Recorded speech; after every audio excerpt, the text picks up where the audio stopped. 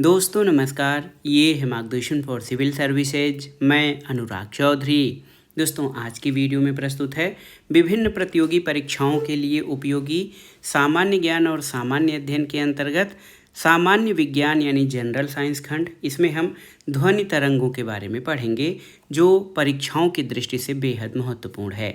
इसमें हम जानेंगे कि ध्वनि तरंग, इनका आवृत्ति परिसर और इसके कौन कौन से तरंगे होती हैं, और इसके अलावा हम जानेंगे ध्वनि की चाल और इसको प्रभावित करने वाले कारक कौन कौन से हैं, और ध्वनि की चाल पर विभिन्न कारकों जैसे ताप, दाब, आर्द्रता आदि का प्रभाव क्या पड़ता है।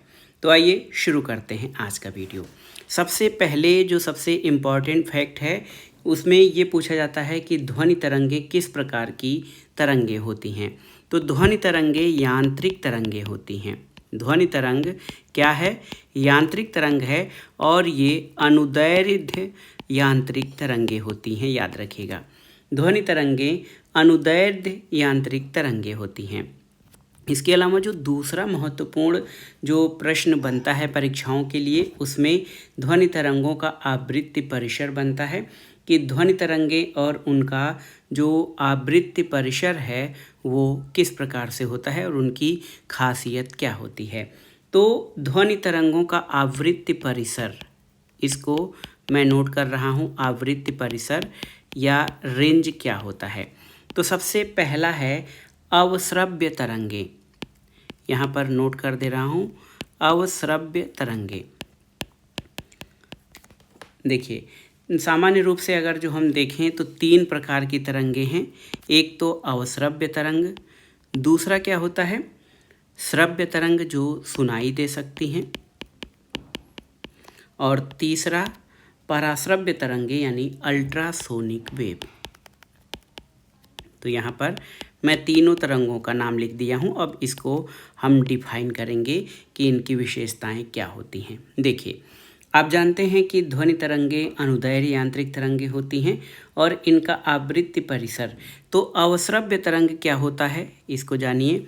अवश्रव्य तरंग जो हैं ये सुनाई नहीं देती हैं। अगर आप देखें तो 20 हर्ट्ज के नीचे की आवृत्ति, यानी ऐसी तरंग जिसकी आवृत्ति 20 हर्ट्ज से कम, 20 हर्ट्ज से कम के नीचे की आवृत्ति ध्वनि तरंगों को अवश्रव्य या इंफ्रासोनिक वेव कहते हैं, और इसको हमारा कान नहीं सुन सकता है। तो ऐसी ध्वनि तरंगे जिसकी आवृत्ति 20 हर्ट्ज से कम होती है उनको अवश्रव्य तरंग कहते हैं, और हमारा कान इनको सुन नहीं सकता है। लेकिन आप जान लीजिए कि इस प्रकार की तरंगों को बहुत बड़े आकार के स्रोतों से उत्पन्न किया जाता है। इनकी आवृत्ति 20 हर्ट्ज से कम होती है। श्रव्य तरंगे यानी ऑडिबल वेव्स क्या होती हैं, इनको जानिए। श्रव्य तरंगे तो इनका आवृत्ति परिसर 20 हर्ट्ज से 20,000 हर्ट्ज होता है। ये बहुत ही सिंपल क्वेश्चन है। 20 हर्ट्ज से 20,000 हर्ट्ज के आवृत्ति परिसर के तरंगों को श्रव्य तरंग कहते हैं। इन तरंगों को हमारा कान जो है ये सुन सकता है। तो कान के सुनने की जो आवृत्ति परिसर है, आवृत्ति परास है, वो 20 हर्ट्ज से 20,000 हर्ट्ज होता है। और तीसरा पराश्रव्य तरंग या अल्ट्रासोनिक वेव्स, तो इसको आप जान लीजिए, ये 20,000 हर्ट्ज से ऊपर की तरंगें होती हैं। और आप जान लीजिए ऊपर की परास वाली जो तरंगें होती हैं इनको पराश्रव्य तरंगे कहा जाता है, और मानव कान इसे नहीं सुन सकता है। मानव कान नहीं सुन सकता है। तो दो प्रकार की तरंगे हैं, नहीं सुन सकता है। देखिए, पहला तो ये है अवश्रव्य तरंग जो सुनाई ही नहीं देती है, इनकी आवृत्ति 20 हर्ट्ज से कम होती है। और पराश्रव्य तरंग जो 20,000 हर्ट्ज से ऊपर की आवृत्ति की ध्वनि तरंगे होती हैं, इनको भी मानव कान नहीं सुन सकता। इसलिए नामकरण जो श्रव्य तरंगों का ऑडिबल वेव्स का किया गया है वो 20,000 हर्ट्ज से 20 हर्ट्ज से 20,000 हर्ट्ज के बीच होती हैं। उनको ही हमारा कान यानी मानव कान सुन सकता है। और आप जान लीजिए कई ऐसे जानवर हैं जैसे कुत्ता, बिल्ली, ये जानना ज़रूरी है, कुत्ता, बिल्ली, चमगादड़, ये सब पराश्रव्य तरंगों को सुन सकते हैं। ये आप जान लीजिए, महत्वपूर्ण तथ्य है। लेकिन आप जान लीजिए, इन तरंगों को गाल्टन की सीटी के द्वारा दाब विद्युत प्रभाव की विधि के द्वारा क्वार्ट्ज के क्रिस्टल से कंपनों से उत्पन्न करते हैं। और आप जानते हैं इन तरंगों की आवृत्ति 20,000 हर्ट्ज से ऊपर होती है, यानी इनकी आवृत्ति बहुत अधिक होने के कारण इसमें बहुत अधिक ऊर्जा होती है। साथ ही इनका तरंग दैर्घ्य यानी वेवलेंथ छोटा होने के कारण इन्हें एक पतले किरण पुंज के रूप में दूर तक भेजा जा सकता है। तो तरंग दैर्घ्य या वेवलेंथ जो है इन तरंगों का बहुत कम होता है।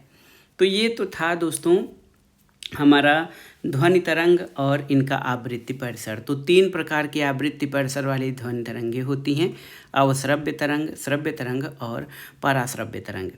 आप जान लीजिए दोस्तों, पराश्रव्य तरंगें जो होती हैं, पराश्रव्य तरंगों के क्या जो है उपयोग हैं, उपयोग अल्ट्रासोनिक तरंगें, पराश्रव्य तरंगों के उपयोग, इससे भी प्रश्न पूछा जाता है कई प्रकार के, कई परीक्षाओं में।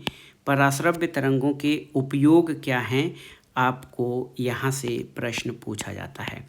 तो पराश्रव्य तरंगों का उपयोग सीधे सीधे जान लेते हैं, कौन कौन से उपयोग इसके होते हैं। तो एक तो संकेत भेजने में, कोई सिग्नल भेजा जाए, संकेत प्रेषित करने में या संकेत भेजने में इनका प्रयोग किया जाता है।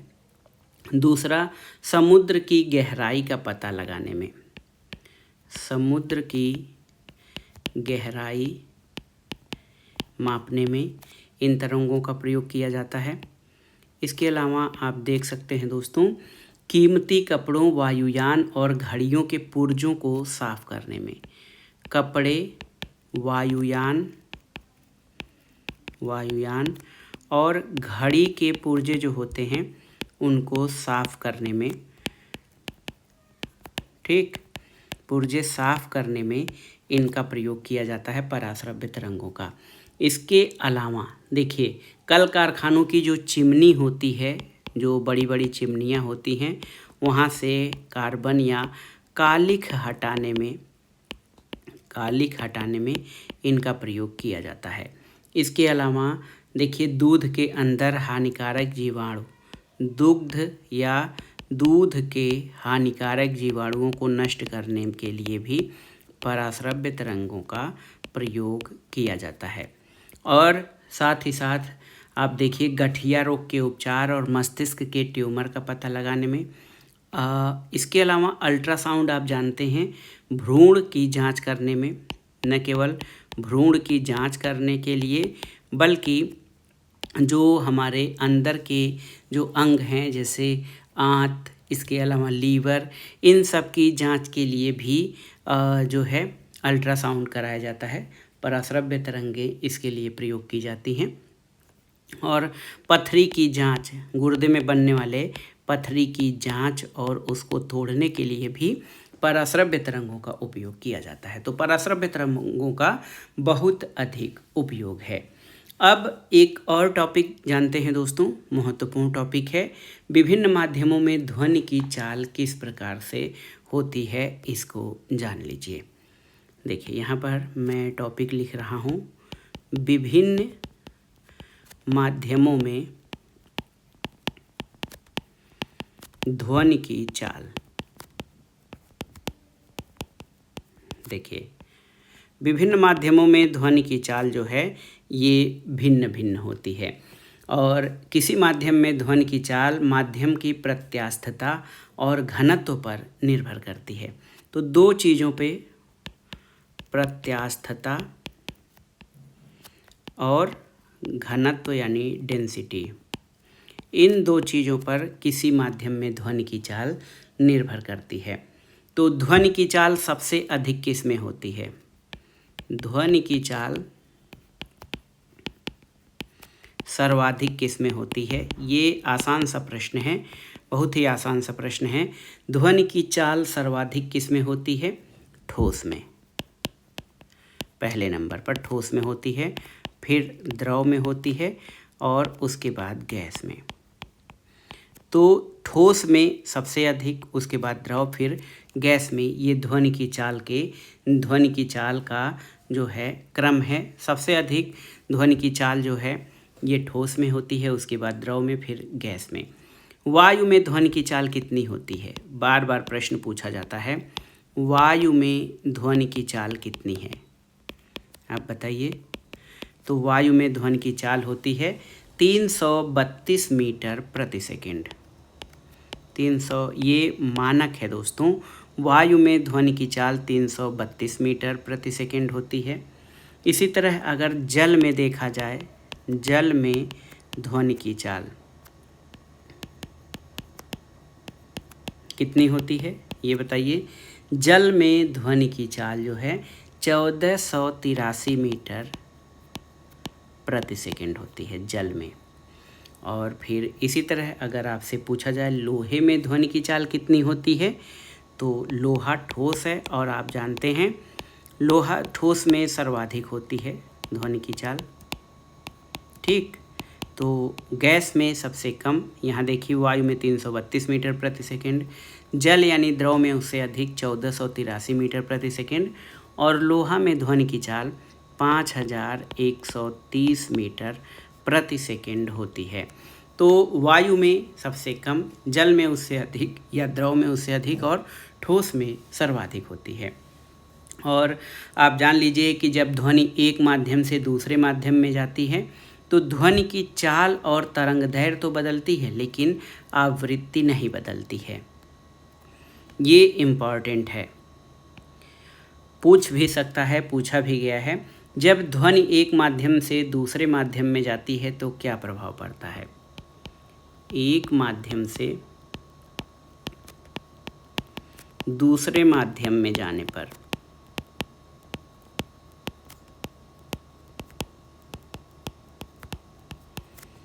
ध्वनि पर क्या प्रभाव पड़ता है? तो जब ध्वनि एक माध्यम से दूसरे माध्यम में जाती है तो ध्वनि की चाल क्या क्या बदलता है? चाल और तरंग दैर्घ्य बदल जाता है, यानी वेवलेंथ, स्पीड और वेवलेंथ ये चेंज हो जाता है। और क्या नहीं चेंज होता है? तो याद रखिएगा, आवृत्ति नहीं बदलती है।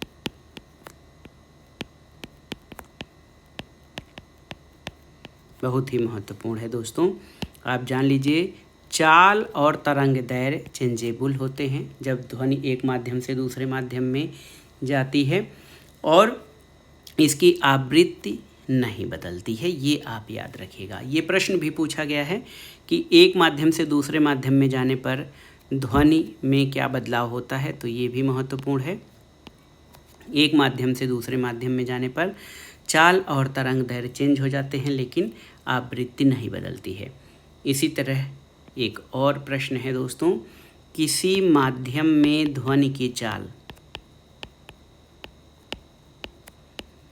किसी माध्यम में ध्वनि की चाल जो है स्पीड, किसी माध्यम में ध्वनि की चाल देखिए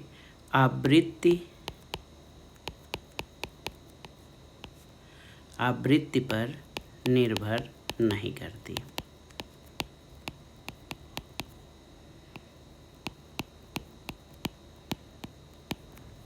किसी माध्यम में ध्वनि की चाल आवृत्ति पर निर्भर नहीं करती है, और एक माध्यम से दूसरे माध्यम में जाने पर ध्वनि की चाल और तरंग दैर्घ्य तो बदल जाती है, लेकिन आवृत्ति नहीं बदलती है।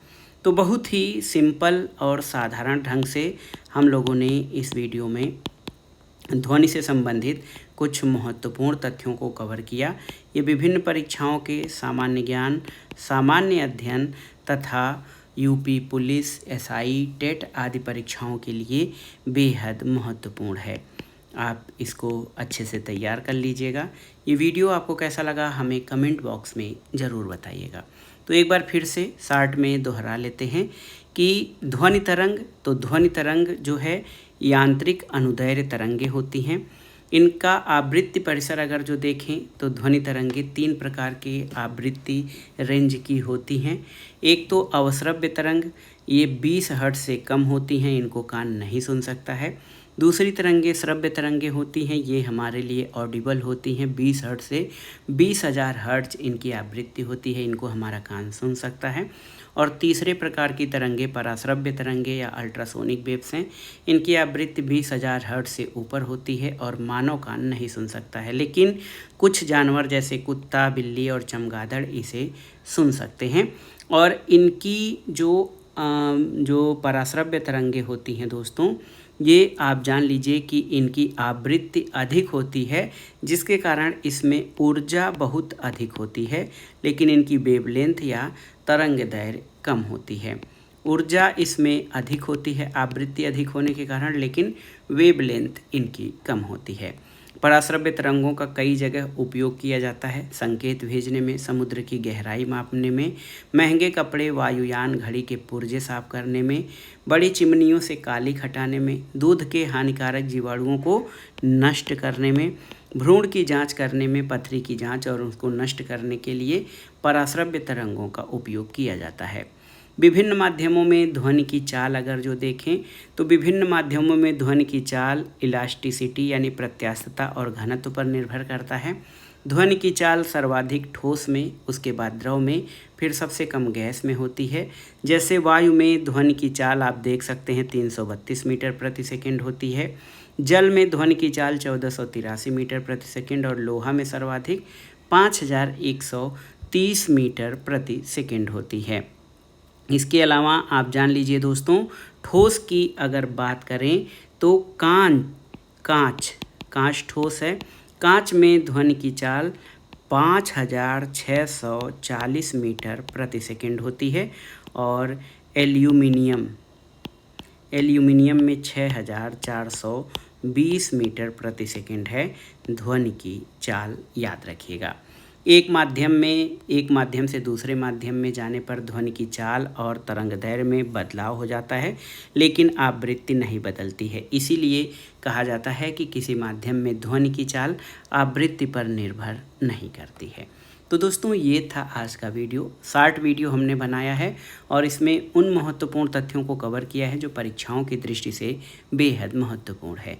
ये वीडियो आपको कैसा लगा हमें कमेंट बॉक्स में ज़रूर बताइएगा। वीडियो को लाइक करें, शेयर करें और इस चैनल मार्गदर्शन फॉर सिविल सर्विसेज को सब्सक्राइब करें।